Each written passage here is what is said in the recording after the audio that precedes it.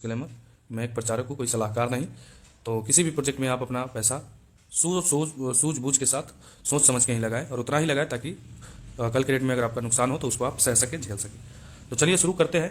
और आज tether defy जो प्रोजेक्ट है उसका पोस्टमार्टम करते हैं कि क्या ये प्रोजेक्ट सच में जो चीज़ें कहता है वो सच में क्या सही है या गलत है, ये सारी चीज़ों को हम देखेंगे। तो मैं अभी BSC स्कैन के ऊपर हूँ। BSC स्कैन आपको भी पता होगा, बाइनांस ब्लॉकचेन का जो है, बाइनांस का ये ब्लॉकचेन है, BNB स्मार्ट चेन का ये जो है कहीं ना कहीं ये है। तो BSC स्कैन के ऊपर हम किसी भी बैलेट का किसी भी जो चीज़ें हैं उसको हम यहाँ पे देख पाएंगे कि क्या अगर वो डिसेंट्रलाइज है या नहीं है, सारी चीज़ों को हम यहाँ से देख सकते हैं। क्योंकि इस टाइप के जो प्रोजेक्ट में सबसे अच्छी बात ये होती है कि इस टाइप का जो प्रोजेक्ट है वो कहीं ना कहीं ट्रांसपेरेंट होता है और उसको हम सारी चीज़ें, उसकी ऑल एक्टिविटी को हम हमेशा देख पाते हैं। और जितने भी जो फंक्शन है जो एक्टिवेट होते हैं वो सारे फंक्शन को हम यहाँ पे देख पाते हैं कि भाई कंपनी के अंदर फंड कितना है, क्या कंपनी का कोई ऑनर कौन है, क्या इसके अंदर में जो है, क्या इसके अंदर जो रग पुल होते हैं जो जिसमें फंड ही गायब कर दिया जाता है, क्या यहाँ पे संभव है। तो ये सारी चीज़ों को हम देखेंगे। तो जो सबसे पहला लोगों का आपका मन में जो सबसे पहला सवाल आता है वो ये है कि सर ये जो सिस्टम है डेली का जो है 5% रिटर्न दे रहा है। ओके, तो मैं आपको जानकारी के लिए बता दूं दोस्तों, 5% में से 4% ये आपका कैपिटल दे रहा है और 1% आपका ये जो है कहीं ना कहीं प्रॉफिट दे रहा है। तो कुल मिला के 5% दे रहा है। तो इस बात को आप पहले क्लियर कर लीजिए, ठीक है। दूसरी चीज़ें यहाँ पे निकल के ये आती है कि सर ये प्रोजेक्ट कब तक चलेगा। तो ये सारी चीज़ें कब तक चलेगा, ठीक है, कब तक चलेगा, इसका जवाब जो है मैं अभी आपको दूंगा वीडियो के अंदर और आप ही खुद डिसाइड करोगे कि हाँ ये प्रोजेक्ट कब तक चलेगा, ठीक है। क्योंकि मैं यहाँ पे, क्योंकि इस इंडस्ट्री के अंदर मैंने बहुत बड़े बड़े दिग्गजों को देखा है कि यहाँ पे किसी का भी एनालिसिस कभी सही नहीं होता है। क्योंकि आपको भी पता है जब बिटकॉइन ऊपर जाने लगते हैं तो लोग क्या क्या एनालिसिस करने लगते हैं, ठीक है। कौन कौन से कॉइन, कौन कौन से टोकन को कहते हैं कि ये आसमान छूने वाला है, लेकिन एक्चुअल में ऐसा नहीं होता है। ओके ओके, तो यही चीज़ों को हम देखेंगे। बाकी आपका पास्ट एक्सपीरियंस मुझे भी पता है कि कैसा है और कहीं ना कहीं डिसेंट्रलाइज होने के बावजूद भी पीछे LGNS जैसी कंपनियां या टाइटन FI जैसी कंपनियां जो है कहीं ना कहीं स्कैम कर चुकी है। और सबसे बड़ी सवाल, बहुत सारे लोग जो ये कहते हैं कि सर ये कहीं ना कहीं एक AIR जो सिस्टम था, AIR वो उससे मिलता जुलता है, उसी टाइप का ये सिस्टम है।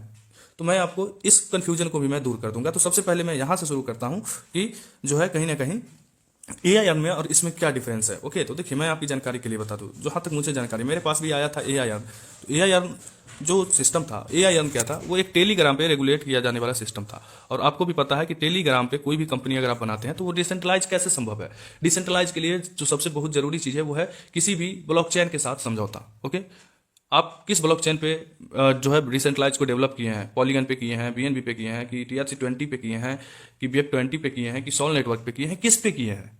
ये सबसे बड़ी चीज होती है कि आप किस ब्लॉकचेन को, किस नेटिव टोकन के साथ जो है कहीं ना कहीं आप अपने सिस्टम को डेवलप किए हैं। तो आपका आंसर आएगा AIR में कि सर ये टेलीग्राम पे था। तो भैया टेलीग्राम पहला नंबर कि वो डिसेंट्रलाइज प्रोजेक्ट नहीं था। टेलीग्राम पे क्या है कि टेलीग्राम पे मैं भी चाहूं तो आज एक चैनल बना सकता हूं, चैनल में बोट सेट कर सकता हूं और सारी एक्टिविटी को कंट्रोल कर सकता हूं, लेकिन जो एक्सेस है वो मेरे पास है। ओके, मेरे पास जब एक्सेस रहेगा तो मुझे जब तक मन होगा तब तक मैं लोगों को पे आउट दूंगा। जब मुझे लगेगा कि मैं पे आउट नहीं दूंगा तो मैं नहीं दूंगा। क्यों? क्योंकि कंट्रोल मेरे पास है, विड्रॉल रिलीज मैं करता हूं। एक उदाहरण के लिए बता रहा हूं। ओके, तो पहले नंबर बात, तो अगर आप AI अर्न से अगर आप इसको रिलेट कर रहे हैं तो ये आपका गलत मानसिकता है, ये गलत है। ओके, मैं ये कह सकता हूं कि हो सकता है कि इसका जो प्लान का जो कैलकुलेशन है, प्लान में जो डिस्ट्रीब्यूशन है, हो सकता है कि एक दूसरे से ये मैच करता रहा हो। ओके, एक दूसरे से ये मैच कर रहा हो, लेकिन ये AI अर्न से मैं कहूं तो एक दूसरे से बिल्कुल ही रिलेट नहीं करता है। क्योंकि वो एक सेंट्रलाइज था, यहाँ पे डिसेंट्रलाइज है। यहाँ पे विड्रॉल को कंट्रोल किया जा सकता था, यहाँ पे नहीं किया जा सकता है। यहाँ पे ऑल एक्टिविटी को आप अपने हिसाब से कंट्रोल कर सकता था इसका ऑनर, इसमें ऑनर कुछ नहीं कर सकता। ये है difference, basic difference.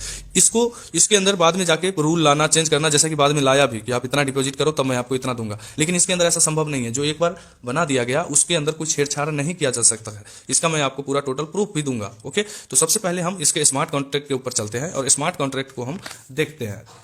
Smart contract पे आते हैं दोस्तों। प्रेजेंट टाइम में जो अभी फंड है वो फंड है $5,14,633। इस कॉन्ट्रैक्ट के ऊपर फंड है राइट नाउ। ओके, अब इस कॉन्ट्रैक्ट को हम नीचे आते हैं, नीचे स्क्रॉल करते हैं तो यहाँ पे आपकी सारी चीजें ट्रांजैक्शन दिख रही है कि भैया 9 सेकंड पहले, 10 सेकंड पहले किसने कितना डाला है, कितना निकाला है, सारी चीजें यहाँ से आप देख सकते हैं। जैसे मैं यहाँ पे अगर क्लिक करता हूँ तो किसी ने अभी क्या है कि $30 का डिपॉजिट किया है, राइट। किसी ने $30 का किया है, किसी ने क्या है कि यहाँ पे जो है ये कंपाउंडिंग जो है कंपाउंड किया है कितना 0.15 डेली रिवार्ड। ये सब सारी चीजों को आप यहाँ इसकी एक्टिविटी से देख सकते हैं कि कौन किस समय निकाल रहा है, कौन डाल रहा है। देखिए, इन का मतलब होता है सिस्टम में कोई डाल रहा है और आउट का मतलब होता है कि निकाल रहा है। ओके, तो ये है। अब हम यहाँ से आपको दिखाते हैं, ये रहा टोकन ट्रांसफर, इसके अंदर कौन कितना पैसा हम डाल रहा है, निकाल रहा है। यहाँ पे देखिए, जब इसके ऊपर आप क्लिक करेंगे तो आपको यहाँ पे पता चलेगा कि कितना कितना क्या हो रहा है, सारी फंड जो है $10 कोई डिपॉजिट कर रहा है, कोई किस क्या क्या कर रहा है, सारी चीज़ें आपको यहाँ पे कहीं ना कहीं विजुअल है, आपके सामने है। हम आते हैं कॉन्ट्रैक्ट पे। जब हम कॉन्ट्रैक्ट पे आते हैं तो यहाँ पे देख सकते हैं जो ये रहा सोर्स कोड जो है ये वेरीफाइड है। Okay, source code verified. Okay, source code verified का मतलब ये नहीं होता है भैया कि कॉन्ट्रैक्ट वेरीफाइड है तो इसके अंदर स्कैम या मैनिपुलेशन संभव नहीं है, संभव है। ठीक है, सोर्स कोड वेरीफाइड या स्मार्ट कॉन्ट्रैक्ट वेरीफाइड होने से ये नहीं होता है कि सिस्टम जो है वो डिसेंट्रलाइज है।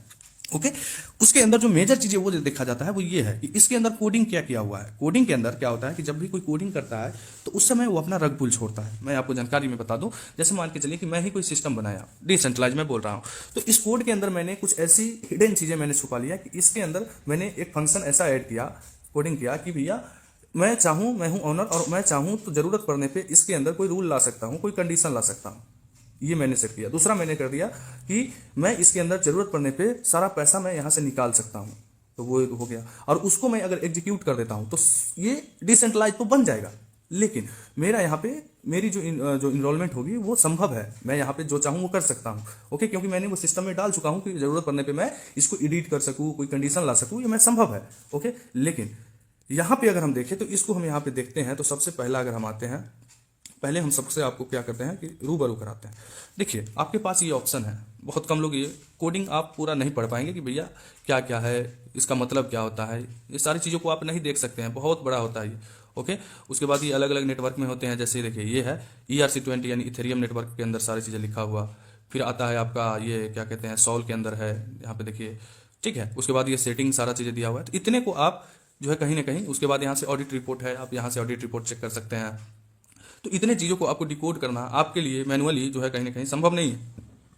कर सकता है जो लोग कहीं ना कहीं स्किल से है, जो कहीं ना कहीं कोडिंग जानता है वो कर सकता है, लेकिन आज के डेट में कहीं ना कहीं हमारी टेक्नोलॉजी बहुत आगे पहुंच गई है, तो हम इसको आराम से डिकोड कर सकते हैं। इसके लिए हम यहाँ से इसको कॉपी करेंगे और इसको मैंने कोड को कर लिया है कॉपी। ओके, और कॉपी करने के बाद मैं कहाँ पे चलूंगा, मैं किसी भी AI टूल के ऊपर जाऊंगा।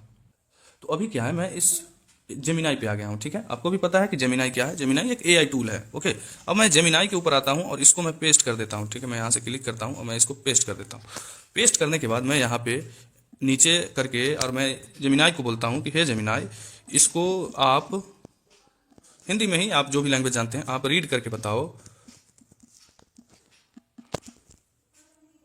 अब देखिए मैंने आपका जो सवाल, लगभग सवाल है वो मैंने यहाँ पे लिख दिया है। मैंने इस जेमिनाई को मैंने बोला है कि इस कॉन्ट्रैक्ट, ये जो कोडिंग है इसको आप डिकोड करके ये बताओ कि क्या इसका क्रिएटर जो है पूरा फंड निकाल सकता है यहाँ से। ओके, दूसरा, क्या ये प्रोजेक्ट डिसेंट्रलाइज है। ठीक है, उसके बाद तीसरा सवाल, क्या बाद में इसमें कोई चेंजिंग पॉसिबल है। ये मैं इसको बोल देता हूँ और इसको मैं भेज देता हूँ। ठीक है, अब मैं इसका आंसर का वेट करता हूँ।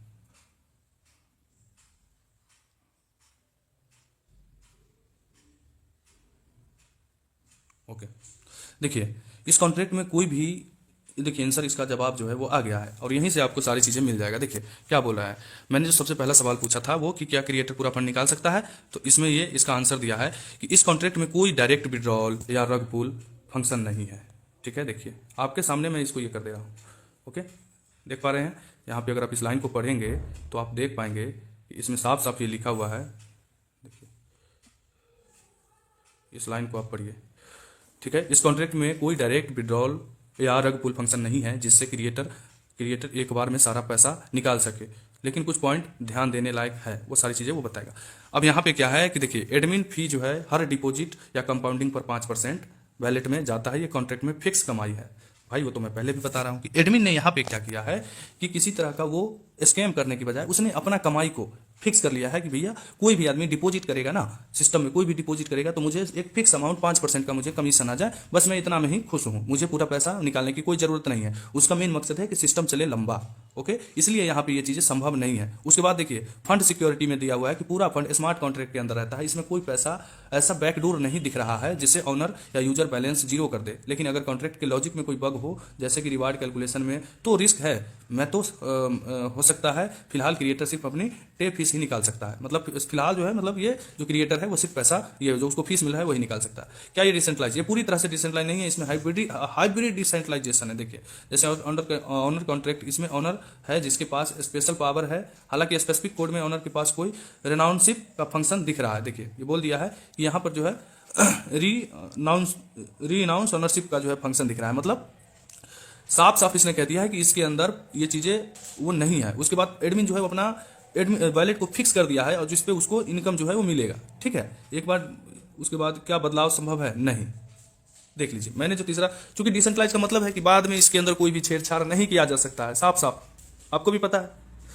जो चीजें मैंने आपको पहले बताया कि डिसेंट्रलाइज का मतलब है क्या है, कि अगर आपने किसी चीज को छोड़ दिया, जैसे बंदूक से निकला हुआ गोली, तीर से निकला हुआ कमान, एक बार अगर निकल गया तो फिर उसके ऊपर से आपका कंट्रोल खो देते हैं, आप उसको आप कंट्रोल नहीं कर सकते।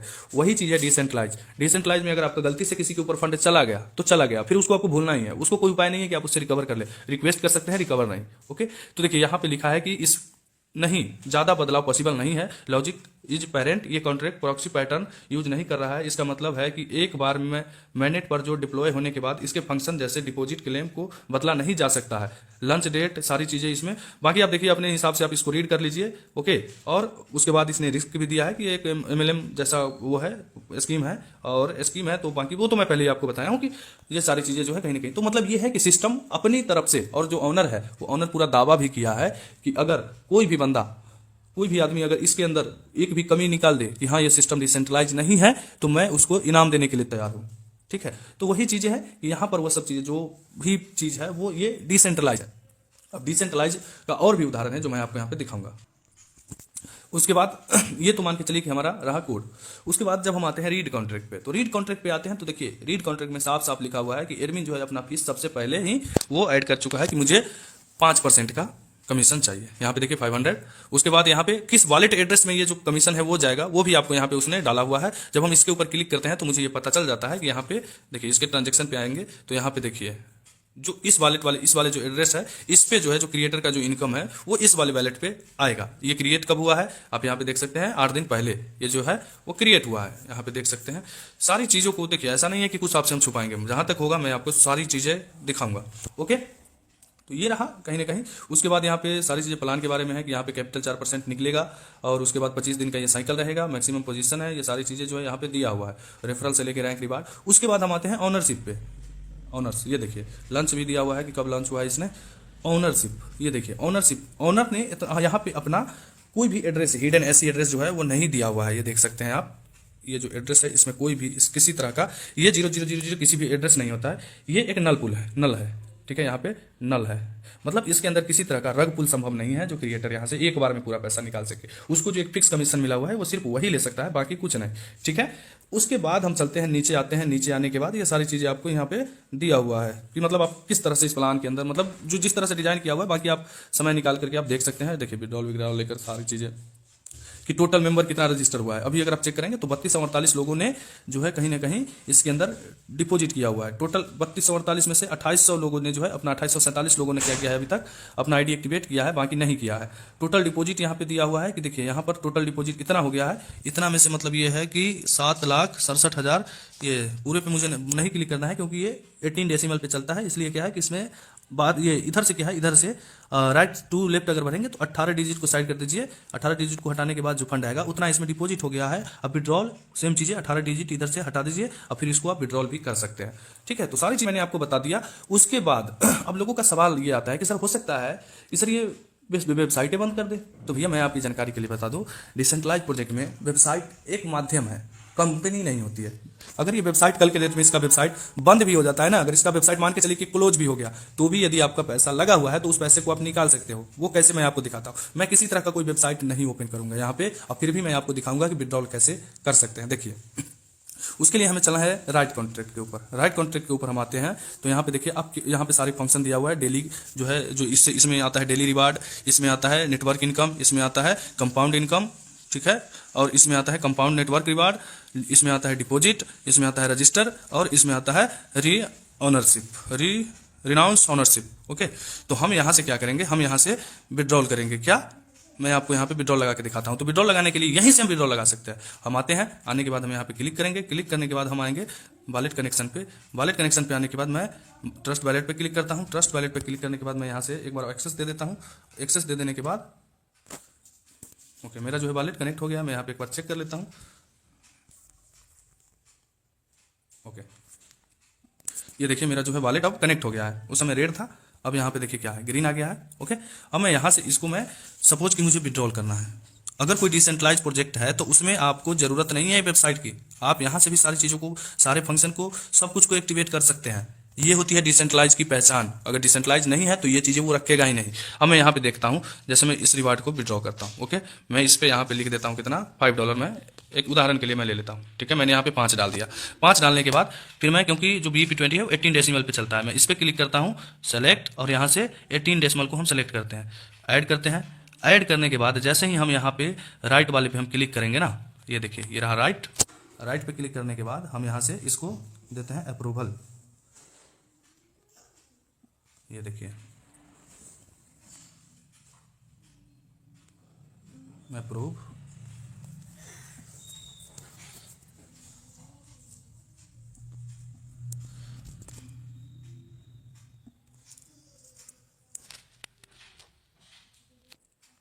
देखिए जैसे ही मैंने वहां से क्या किया, विड्रॉल लगाया है, देखिए मेरे पास अभी जो है ये फंड रिसीव हो गए हैं। मैं आपको बता दूं, ये देखिए यहाँ पे देखिए $5 का मैंने लगाया था, $5 मेरे पास से ये विड्रॉल हो गए हैं, ओके। अगर इसकी हम डिटेल निकालना चाहें तो ये देखिए ये रहा 7:51 पे जो है मेरा विड्रॉल रिसीव हो गया, ये देखिए। तो मुझे बिल्कुल भी वो नहीं लगा इसको विड्रॉल निकालने में कि मुझे टाइम लगेगा। तो जरूरी नहीं है कि मतलब अगर ये वेबसाइट सपोज की बंद भी हो जाता है तो आप यहाँ से इस तरीके से आप निकाल सकते हैं। अगर चेक, तो ये तो रहा मान के चलिए कि कॉन्ट्रैक्ट के एनालिसिस, ठीक है, कि ये डिसेंट्रलाइज है नहीं है, ये इस पे हमने बात कर लिया। अब जो सबसे बड़ा सवाल है आप लोगों का कि सर ये प्रोजेक्ट ठीक है, सब कुछ तो ठीक है जो आपने बताया, ये प्रोजेक्ट चलेगा कब तक, ठीक है। क्योंकि सर जैसा कि आपने बताया कि ये इसका अभी कॉन्ट्रैक्ट पे जो फंड है वो $5 लाख का है, राउंड फिगर $5,10,000, ओके। अभी थोड़ा देर पहले मैं आपको दिखाया था तो कितना था, $5,14,000, मतलब $14,000 का जो फंड है, 14,000 में से अभी 9,000 बचा है, मतलब लगभग $6,000 का जो फंड है वो भी आपको उतार चढ़ाव देखने को मिल रहा है, ओके। अब आपका सवाल ये है कि सर ये सिस्टम तो आपने भी बताया कि भाई ये जनरेशन नहीं है, यहाँ पे किसी तरह का कोई जनरेशन नहीं है, ये एक पूल सिस्टम है, ये पूल सिस्टम है जिसमें लोग डाल रहे हैं, एक तरफ से निकाल रहे हैं, डाल रहे हैं और एक तरफ से निकाल रहे हैं। लेकिन क्या है कि जो इसका जो मैकेनिज्म को अगर आप समझेंगे तो आप डाल रहे हैं 100%, ओके, 100% ऑफ फंड अगर डाल रहे हैं तो आप निकाल रहे हैं 5% फंड डेली का। आपने एक बार 100 डाला, आपने निकाला 5, लेकिन डालने वाले की संख्या, ठीक है, और निकालने वाले की संख्या 1 मिनट के लिए मैं मान लूं कि सेम हो सकता है। अगर जब सेम हो जाएगा उस भी केस में पर डे अगर निकालने वाले की संख्या और डालने वाले की संख्या सेम है, जो कि संभव नहीं है। क्यों? क्योंकि डालने वाले की संख्या हमेशा ज्यादा रहेगा। क्यों? क्योंकि जो सिस्टम के अंदर लग गया वो अगर एक दिन में एक आदमी भी लाता है, ठीक है, या डालने का जो अमाउंट है वो हमेशा निकालने के अमाउंट से ज्यादा रहे, मैं ये कहूं तो सही रहेगा, ठीक है। मैं उसको एक चार्ट के माध्यम से समझाऊंगा। तो सर यहाँ पे जनरेशन तो है नहीं, तो जो भी है इस हम लोग सब मिलकर के इस कॉन्ट्रैक्ट में हम लोग फंड इसमें फंड डाल रहे हैं और यहीं से हम सब निकाल रहे हैं। तो इसका मतलब तो सर मुझे ये समझ में आ रहा है कि यहाँ जब तक फंड रहेगा, इस वाले कॉन्ट्रैक्ट में जब तक फंड रहेगा तब तक हम लोगों को विड्रॉल में कोई दिक्कत नहीं होगी सर, ठीक है, ये सर मैं समझ गया। लेकिन इसमें फंड कब तक रहेगा, ये है सबसे बड़ी सवाल, ये सिस्टम, और यही जो है आपका आंसर है कि ये सिस्टम कब तक चलेगा। चलिए मैं उसको एक प्रैक्टिकली चार्ट से समझाता हूं। अभी हम आपको एक चार्ट के माध्यम से समझाने की कोशिश करते हैं, ठीक है। सपोज आप ये मान लीजिए कि ये जो है अपना कॉन्ट्रैक्ट है, ठीक है, ये जो है सॉरी ये जो है वो सिस्टम है, ओके, ये सिस्टम है और ये हमारा मान के चलिए कि ये जो है हमारा कॉन्ट्रैक्ट का रिजल्ट है कि ये डाउन आएगा, किस कंडीशन में डाउन आएगा, किस कंडीशन में ऊपर जाएगा, ओके। तो समझिए, देखिए यहां पर ये है, आपको आंसर अभी आपके सामने रहेगा, मैं आपसे विश्वास दिलाता हूं, इस बात को आप हमेशा ध्यान रखिए। जैसे देखिए सबसे पहला कि कोई भी आदमी, एक एग्जांपल उदाहरण ले लीजिए, अपना 100% फंड जो है सिस्टम में डालता है, यहां से उसने क्या किया, डाला, ठीक है, और डालने वाले की जो संख्या है वो आप समझते हैं कि किसी भी फील्ड के अंदर जब जाते हैं तो शुरुआत में या डालने वाला की संख्या क्या है, हर दिन इसमें नए लोग आएंगे, नए लोग आ रहे हैं, नए लोग आ रहे हैं, तो नए नए लोग जो है डेली इसमें जो है कहीं ना कहीं फंड डालेगा, ओके। ये बात आपको समझ में आ गया कि नए नए लोग जो है इसके अंदर रोज फंड डाल रहा है, ओके। लेकिन यहां से डाल कितना रहा है, 100% अपना फंड यहां पे वो डालता है। 100% डालने के बाद सिस्टम में से जो वो निकालता है वो कितना निकालेगा, वो निकालेगा डेली का 5%, ठीक है। 5% में से वो 4% अपना कैपिटल निकालेगा और 1% अपना वो प्रॉफिट निकालेगा, राइट। 4% प्रॉफिट और 1% कैपिटल निकाला, मतलब यह है कि 95% जो फंड है, यानी $95 जो फंड है वो यहां पे जमा हो गया, ओके। मतलब ये इसका जो ग्राफ है वो ऊपर गया, ठीक। फिर आपने क्या किया, फिर अगले दिन आपने $5 आपने निकाला, 5 आपने निकाला, फिर यहां पे उस दिन भी नए लोग आए, नए लोग आने के बाद नए लोग आए, नए लोग आए, ओके, नए लोग आने के बाद फिर उसमें से उसने 100% अपना फंड डाला, ठीक है। तो वो उस दिन पैसा नहीं निकालेगा, आपने उस दिन 5% निकाला, तो 5% अगर आप निकालते भी हैं तो मान के चलिए कि आपने यहां से 10, टोटल हो गया आपका 10, ठीक है। फिर इसमें से क्या है कि 90 गया, 95 सॉरी, ठीक है। अगले दिन ये भी निकालेगा 5, और हो सकता है कि फिर नए लोग आए। तो इस तरह से जो लॉजिक है, मतलब ये है रिजल्टेंट जो हमारा निकल के आता है कि हमारा जो ये कॉन्ट्रैक्ट है, इस कॉन्ट्रैक्ट का जो फंड है वो डे बाय डे ऊपर जा रहा है, ऊपर जाएगा, ऊपर जाएगा। ओके, और चूंकि क्या है कि ये ऊपर जाएगा, इसी बीच में ये 5-5% करके आप किसी दिन फंड अपना पूरा निकाल लिए, क्योंकि 25 दिन तक की साइकिल चलना है। ठीक है, 20 दिन में आपका सिर्फ अपना जो आपने डाला था वो निकल रहा है, और 5वें दिन जो है आपका 5 दिन में वो प्रॉफिट निकला है। 25 दिन में टोटल 25% प्रॉफिट आपको मिल रहा है 1% के हिसाब से। तो उस हिसाब से अगर हम देखें, अगर हम उसी चीज को लेकर के चले, तो फिर भी हमारा जो रिजल्टेंट आता है वो ये है कि भैया आपका पैसा एक दिन में नहीं निकल रहा है 100%। मतलब इस कॉन्ट्रैक्ट से जो फंड है, यहां से एक दिन में पैसा कोई निकाल ही नहीं पाएगा। समझ रहे हैं ना? एक दिन में कोई अगर पैसा नहीं निकाल पाएगा, मतलब ये है कि इसके अंदर क्या है कि इसके अंदर ये फंड जो है जमा होगा। दूसरा केस को हम समझते हैं। दूसरा केस में लोगों का कहना यह है कि सर इसमें सपोज कि जिसके पास जितना बड़ा पैसा होगा सर, वो तो जिसके पास बहुत पैसे हैं वो तो पैसा निकाल लेगा। सर भाई वो भी नहीं कर पाएगा, वो ज्यादा पैसा कमाएगा, लेकिन वो भी जो चाहेगा कि मैं एक दिन में सिस्टम को कोलैप्स कर दूं, तो संभव नहीं है। वो कैसे, मैं आपको बताता हूं। मान के चलिए कि किसी ने $50,000 सिस्टम में डाल दिया। ओके, तो 50,000 जैसे ही डालेगा तो 50,000 में 50,000 जो है सिस्टम में आएगा, $50,000। तो 50,000 का 5% ही तो वो निकालेगा डेली का, यानी 25 दिन में वो ज्यादा से ज्यादा तो 50% यानी $25,000 वो प्रॉफिट करेगा। यानी टोटल जो है वो $50,000 से आया था, और $25,000 यानी कुल मिला के वो $75,000 $75,000 जो है वो कितने दिन में निकाला? 25 दिन उसको लगे, 25 दिन में वो इतना निकालेगा। लेकिन जिस समय वो पैसा डालेगा, फिर उस समय क्या है कि कॉन्ट्रैक्ट ऊपर जाएगा। जब ऊपर जाएगा कॉन्ट्रैक्ट, तो ये जो 75,000 है, ये जो लोग लग रहे हैं, जो लोग पर डे लग रहे हैं, डेली का जो लग रहे हैं जिसका आईडी, वो क्या है कि उसको मेंटेन कर देगा। समझ रहे हैं ना? मेंटेन कर देगा। मान के चलिए कि अगर ओवरऑल मैं सिस्टम की बात कर लूं, एक उदाहरण के तौर पे मैं आपको सिंपल से समझाता हूं। उदाहरण ये ले लीजिए कि आज के डेट में कॉन्ट्रैक्ट के अंदर है 4 लाख। एक मान लेते हैं कि वो $4 लाख का फंड है। ओके, तो इस $4 लाख के ऊपर मैं 5% निकाल देता हूं। जो डेली का लोगों के पास जो मिलते होंगे फंड, वो फंड में से मैं मान के चलता हूं कि 5%, तो 4 लाख का 5% होता है 20,000। ओके, यानी यहां से सिस्टम से जो है डेली का $20,000 जो है लोगों को निकल रहे हैं आज के डेट में। आज जो निकला होगा सिस्टम से वो ऑन एन एवरेज $20,000 आज निकला होगा, 5%। तो $20,000 इस कॉन्ट्रैक्ट से निकला होगा यहां से। लेकिन आज अगर पूरे दिन के अंदर कम सिस्टम जो है, मान के चलिए कि $50,000 का बिजनेस करता है। ओके, तो $50,000 का बिजनेस करेगा, तो फिर भी क्या इसके ऊपर फर्क पड़ेगा? नहीं पड़ेगा ना, क्योंकि 20,000 ये निकाला भी, तो 50,000 नए आया बिजनेस, तो मतलब ये ऊपर जाएगा, है ना? ये ऊपर जाएगा। 30,000 फिर भी इसके अंदर जो है इंक्रीमेंट हुआ, 30,000 का इंक्रीमेंट यहाँ पे चला। लेकिन ये जो $20,000 है, सिस्टम ने एक अच्छी चीज ये है कि चलिए 5% तो आप निकाल सकते हो। ठीक है, सिस्टम से इसने किसी बंदे ने क्या किया, 5% निकाला। लेकिन कोई ऐसे भी लोग हैं, लगभग 90% लोग ऐसे हैं जो अपना पैसा फिर से री इन्वेस्ट कर रहे हैं। ओके, ये 20,000 का अगर आप 90% निकाले या 50% ही निकाले, 50% एवरेज मान लेते हैं कि आधा लोग क्या है कि आधा लोग फिर से जो है री इन्वेस्टमेंट में डाल रहे हैं। तो जो री इन्वेस्टमेंट में डाल रहे हैं, तो सिस्टम तो सिर्फ यहां से 10,000 निकला, फिर घूम फिर करके फिर यहां पे अगर आया तो ये जो है फिर ये 10,000 यहाँ पे ये बढ़ गया। तो ओवरऑल निकल कितना रहा है वो देखिए, ओवरऑल निकल कितना रहा है एक दिन के अंदर, और आउटपुट कितना है और इनपुट कितना है। यही से आपको अंदाजा लग जाएगा कि ये कॉन्ट्रैक्ट, ये सिस्टम कब बंद होगा। ये सिस्टम बंद तब होगा जब एक ऐसा केस आएगा, वो मुझे नहीं पता कि भैया कब आए, वो 3 महीने बाद आए, 6 महीने बाद आए, या साल भर बाद आए, मुझे नहीं पता। लेकिन वो चीजें तब संभव है जब, मैं आपको वो भी बता देता हूं कि ये कॉन्ट्रैक्ट जो है, ये सिस्टम कब बंद होगा। यही आपका फाइनल आंसर है मेरे भाई। ये कॉन्ट्रैक्ट बंद होने का कंडीशन मैं आपको बताता हूं, जो कि कंडीशन 3 है। तीसरा कंडीशन में ये सिस्टम तब बंद होगा जब जो सिस्टम, ये जो कॉन्ट्रैक्ट है, इस कॉन्ट्रैक्ट में मान के चलिए कि अब एक समय ऐसा आ गया जब यहां से एक दिन का निकल कितना रहा है, $50,000। ओके, $50,000 एक दिन में जो है निकल रहा है, जो कि एक बहुत बड़ी अमाउंट हो जाता है। $50,000 कितना पैसा का होगा?